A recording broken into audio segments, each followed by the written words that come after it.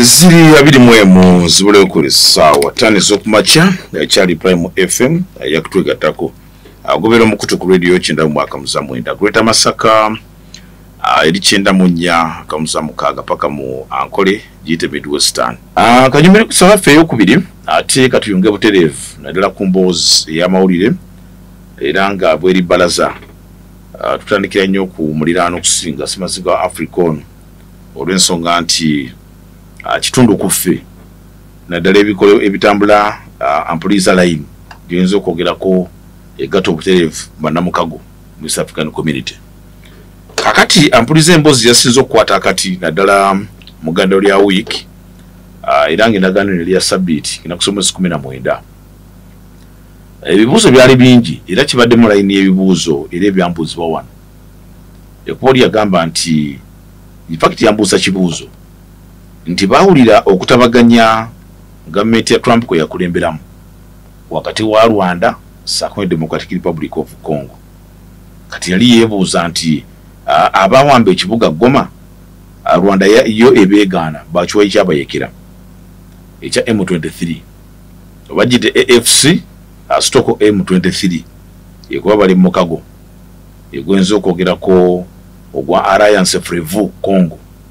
stoko M23 katejukiranga ne President Kagame wa Rwanda na yaina obutakanyo obubwe ne DRC nadala kunsalo karate kyabo kizingiramu okuma emirembe nga Democratic Republic of Congo ekomye okuvugirira eboyinzo okogera kabalabe ba Rwanda iranga muri muno ekiwa ekire kya Democratic Forces for the Liberation of Rwanda kakati kibuzo kino kiddamu bwendi inti enteseganya America ziyatukako ne ziyatabaganya wakati wa mwanga Congo ne Rwanda zizimu ku lugendo lwatandikibwa kensi y'ekyonde kya Bwalabu ye Kata ekibuga kya ekikulu ye Doha era nga mujjukira mpuliriza ensi ya Kata ekoze omulimu munene naddala ku nsonga kusa ku Africa abajjukira obulungi ennyo ensonga za musajja mukulu agwenza okwogerako impact musajja mukulu ono omuhutu yarabikira mu firimu ya Hotel Rwanda musajja oyo erinya ligizako kuberange yagala okutambula nyingi namujjukira omusajja mukulu oyo eyawambibwa okuva mu America in fact yali ajja Burundi na ennyonyi nemuleta buterevu paka Kigali wali bamaze okupanga plan yao eyokwata omusajja in fact bamita Paul Rusesabagina mpuliriza ekyafayo kye mukijjukira ni nsolo kiddamu kulomooza afo mpya inti mu kitabo kyalo 1994 mu Rwanda ye musajja yeko muhutu ku bahutu abatono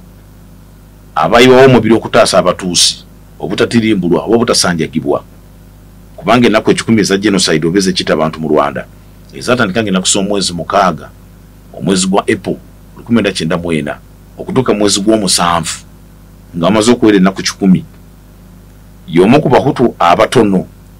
abayina endowooza endala kuyamba okutuba naabwe okutaasa abatuusi era nga kyajja nti Paul Rusesabagina mukyala we mutuusi ekitegeeza yali ataasa bakodomibe ne balamu be impact yali ataasa impact bakodomibe ne balamu olw'ensonga nti abali batibwa bali batuusi ate nga mukyala we mutuusi kati kitegeeza yali ataasa balamu be sako ne bakodomibe okutatirimbulwa bahutu era mu ngeri y'emu maama azaala Paul Rusesabagina mukyala mutuusi ekitegeeza yali ataasa bakojja ne bannyina kati ambiza mu njogera yaffe ey'Oluganda nti ebukojja tebeerayo muto wabeerayo bamaama bo ate ne bakojja abo kimanyiddwa muganda wange musajja mukulu ono efirimu eyamuzannyibwamu Don Chido eya Hollywood ng'eraga obuzira bw'omusajja eyali badde akulemberamu ekita abantu ng'abahutu bannaye baakola ate eti yakikola era abajjukira obulungi mu bukulembeze bwa President Bush George Bush Jr. Paul Rusesabagina yaweebwa ekirabo ekyomuntu eyakola ekyobuzira n'atasobola mu bw'abalala. Naye ate ne gajja oluvannyuma nti waliwo okuseketera gavumenti ya Kagame okwalikolebwa mu disitulikiti ezimu saidi z'e Rubavu n'ebidisitulikiti endala ezo, era ku bigambo okuba nti n'ebbomu ezali zitasotegebwa ku baasi z'abasaabaze mwalimu empulunguse naye nga kigamba okuba nti Paul Rusesabagina yakiinamu omukono. Kati omusajja no bw'akwatibwa yasalibwa ekibonerezo ky'okusibwa emyaka 25. Baamugana okuba ne bannamateeka, in fact yabazira, naye gavumenti bwe yali esuubira okumuwa n'abagaana, yajjanga mu kkooti n'asirika. Yasinganko mikono ne bamusomera emisango n'aleka kkooti ekole kyeyagala kuba yali tasuubirayo bwenkanya. Era bali bamusalidde ekibonerezo kya kusiba emyaka 25 nga tanatambuzaako na myaka 2 gijjudde. Ensi eya Qatar ng'erwamu n'ensi ya Amerika okwongera okunyweza ekitiibwa ekyali kiweereddwa Paul Rusesabagina,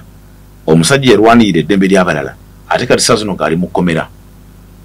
kyaggweera mu nsi eya Doha, mu nsi eya Qatar mu kibuga Doha. Era okukakkana Rusesabagina yayimbulwa mu kaguli oluvannyuma lwa Paul Kagame okutegeezebwa byonna ebyali bituukiddwako, ate nga n'ensi ya Qatar munywanyi wa Rwanda bali mu kuzimba ekisaawe gaggadde ekigenda okuyambako ennyonyi za Qatar, ate okubanga bali mu partnership n'ensi ya Rwanda kugamba okwongera okunyweza ebyensuubulagana. Twawulirako nti ddiiro yali yakuba naye Uganda, naye abaliwo mu kiseera ekyo tebagikwata na bwegendereza. Kakati nkulaga ekyafaayo ekyo okulaga nti ensi ya Qatar etaddewo omugongo naddala okwetoola ensi yonna okugitegeera nti ng'ojjako okuba nti zizimu ku mawanga agasinga obugagga mu nsi yonna.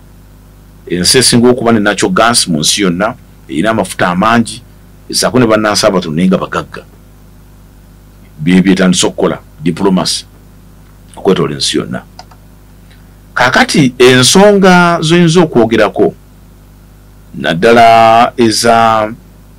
ez'obuyekera mu Democratic Republic of Congo. Abajjukira obulungi President Joe Lorenzo kati nga ssentebe w'omukago gwa African Union yali akulembeddemu ekisinde ekyokutabaganya enjuyi zombiriri. Nze nabagamba regional grouping, East African Community, gattako African Union, Great Lakes Region, ensonga za Democratic Republic of Congo z'abalima. Era mujjukira nti contingency ya Uganda yali kulembeddwamu contingency ya East Africa yali kulembeddwamu ensi ya Kenya. Mu kiseera ekyo President Uhuru nga ye president bagifuumula mu Democratic Republic of Congo. Government ya Tshisekedi betegeeza nti bana abasajja bali mu kuyisa bivulu, bali mu kulya bicepere. Bwe bakwatagana ne M23 ate balinga nga Basseruganda. Kati nga kitegeeza nti omusajja yajja obwesige mu East African Community. Ate nga ye member omupya kubanga Democratic Republic of Congo yeekungira mu kago ogwa Sadaka. Ate na guno ogweno West African Community na guno namwanga gali mu Africa yomasekati ina ekiwayijegwa. So ensi ya Qatar ndoza nkodeka background akalungi ekyatukirwa kina kusoma 19 asabiti ene ise mu nsi ya Qatar. Enteseganya zoyinza okwogerako ampuliza wakati w'abayekera aba M23 ne government enamba ya Democratic Republic of Congo waliwo ekyatuuseyo. Era tusubira ku nkomerero y'omwezi guno genda kusoma 29 eribeera Tuesday. Abasajja bagenda teeka omukono ku ndagaano y'emirembe kubanga kyekyo M23 kye yasabanga gavumenti ya Felix Tshisekedi ejikize bateese kubanga eri ensonga ezigisiiwa. Nakunyola nti M23 kiwayi ky'abatuusi naye abayina obutuuze mu nsi ya Congo zaali ensobi z'abakoloni abali bakola territorial boundaries okuva ku ggwanga erimu okudda ku ggwanga eddala. Naye n'Abannayuganda bangi abali mu nsi endala Banyarwanda bati abali mu Uganda naye nga bali bakuba olukolobozo olwawula ensalo lwalooseragana ne Uganda ebitundu emu line teyatambula straight nini kisigalayo. Yes, ensi y'abantu era abantu be bantu. Kati endagaano enampuliriza eyatuukiddwako ku sabbiiti nga 19 era gye tukubya amabega omwezi guno byebibala ebivudde mu nteeseganya ez'emirundi 5 ezibadde ez'okusimbagana obwenyi ku bwenyi. Nga jjukira Qatar esuuza Angola eya President João Lourenço ssentebe omukwa gwa Africa yali akulembedemu ekiwendo kati musajja yakireetanga ensi ya Angola okubeera omutabaganya naye nga ye ataddeyo omubiri nga chairman ow'omukwa gwa Africa okulaba ng'embeera etereera naye kata ate munafu ng'enagambye nti omugagga bw'asonga mu kintu ebiseera ebisinga kati ate omunafunafu gukiva mangu era enteeseganyizo kinajjukirwa nti waliwo meeting erina okubeera mu Angola naye ate mu kiseera kyekimu nga waliwo ne meeting erina okubeera mu Ekata mu Doha era bagamba nti ebiwayi byafundikira bigenze Doha nga kiraga nti ate omunene yali ayogedde era gwe basinga okuwuliriza kati kyaviirako João Lourenço okujja enta mu nteeseganya zino n'asuubiza nti kagenda anyweze emirimu gya African Union gye yali yafuna revolving chairmanship etambula oluvannyuma lw'ebbanga so kitegeeza nti enteeseganya ez'emirundi 5 zaavuddemu ebibala ebyanga 19 ogw'omusanvu era nabwe kityo nga baga nti M23 erina bye yakkaanyizaako ne Government Democratic Republic of Congo ebigenda okuvaamu kye bayita peace agreement eyanga 29 nga wayise ennaku 10 okuva eno yateekeddwa ebine obukwakulizo bwateekeddwako omukono ku bigenda okugobererwa. M23 ampuliriza kiwayi ku mukago gw'abayekera abeekongira mu mukago guno gwa Alliance Frevu Congo AFC gubatondawo mu December 2023 era nga gukulemberwa Corneille Nangaa eyali ssentebe w'akakiiko k'ebyokulonda ak'ensi ya Democratic Republic of Congo akakiiko ke bayita National Election Commission oba kayite Seni in fact DR Congo National Electoral Commission Seni eno AFC erwanirira obukulembeze obusekitibwa mu ddembe ly'obuntu okunyweza kye bayita obukuumi bw'abannansi abakongo era nga nabwe kityo bagamba Democratic Republic of Congo yasuulira kwekongera okuzuula ensibuko y'olutalo wakati wa AFC M23 ne gavumenti kati abasajja bagamba nti kitwali tulwanirira bwe kinaategerekeka bintu bigenda kutambula era nabwe kityo abasajja baasuubiza nti mbuyekera bwabwe baali bakusiga okulula endowooza ezitambulira ku susu mawanga engaba y'emirimu eyeekuusa ku mawanga ekibba ssente z'omuwi w'omusolo saako n'endowooza ey'ekinyolankoto eganye okuzikira nga Democratic Republic of Congo yeekumamu omuliro saako n'ensonga endala nnyingi era nabwe kityo kyekyaviirako M23 omwaka gwa 2025 nga kutandika abasajja okulumbagana ebitundu eby'obuvanjuba bwa Congo ne bawamba ebibuga ebibiri ebikulu mu province ya North Kivu ne South Kivu ebikola Eastern Congo omwali Goma saako ne Bukavu era mujjukira emboozi eya President Paul Kagame bwe bali mu liberation ey'emyaka 31 nga bajjukira engeri RPF gye yanunulamu Rwanda mu mwezi gw'omusanvu nga bamaze okutirimbula abatuusi abakunukiza akakadde okumala ennaku 10 so nga akulaga nti lukwesikusa yali lukoleddwa naddala mu Goma nti Rwanda gye bali batunuuliza amaaso era omusajja agamba singa mbabuulira ekyali kitegekeddwa temuyinza nakikkiriza era nabwe kiti abasajja baaluma n'ogw'engulu Rwanda ng'ewagira M23 okununula ekibuga Goma saako ne Bukavu sibyeyogerwa mpuliriza ayagala okumanya ebisingawo osobola okukebera katambi ako akoyinza okwogerako akatambula ennyo ku mikutu gya mukwanira wala ku bibanja bya YouTube bukyaliyo nakati kakati ampuliriza ekyateekeddwako omukono gye bayita Declaration of Principles between the representatives of the Government of the Republic of Congo